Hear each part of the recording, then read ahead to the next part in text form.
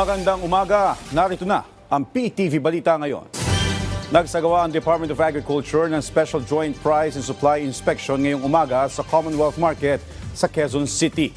Layon na nasabing Special Joint Price and Supply Inspection na matiyak na sumusunod sa maximum suggested retail price ang mga nagtitinda ngayon na lalapit na ang panahon ng tag-init.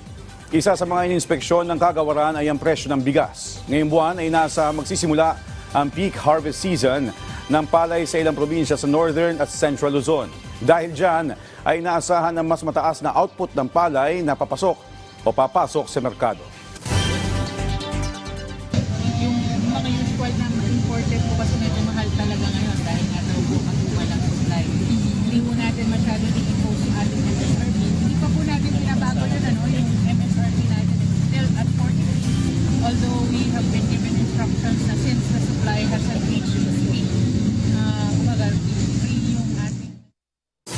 Samantala, Department of Migrant Workers at Overseas Workers Welfare Administration agad na nagbigay ng tulong sa mga stranded na pasahero papuntang Middle East.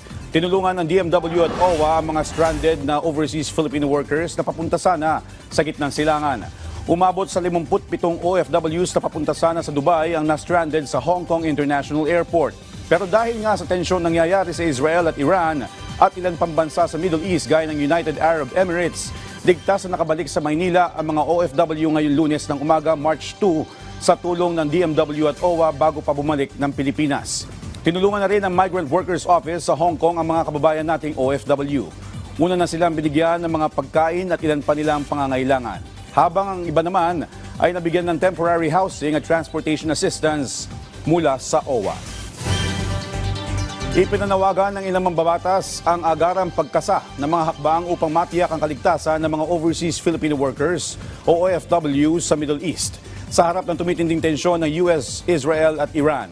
Ayon kay House Speaker Faustino D. III, nakamonitor na ang Kamara sa mga kaganapan sa rehiyon dahil mahalagang matiyak ang seguridad at kapakanan ng mga Pilipino sa gitnang silangan.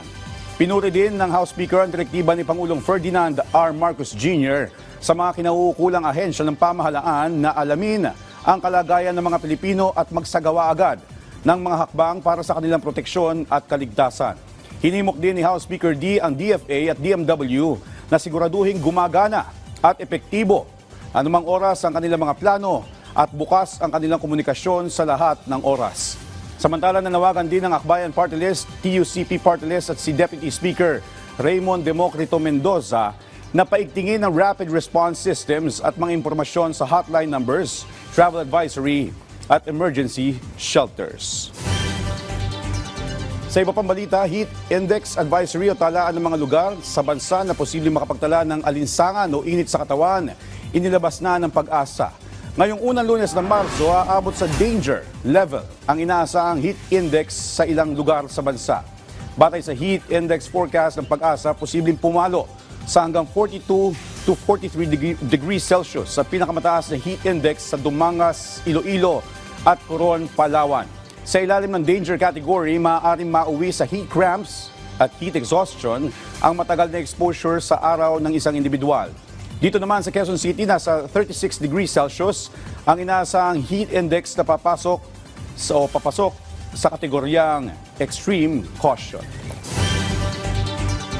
At yan ang mga balita sa oras na ito. Para sa iba pang updates, follow at ilike kami sa aming social media platforms at PTVPH. Ako po si Joshua Garcia para sa Pambansang TV sa Bagong Pilipinas.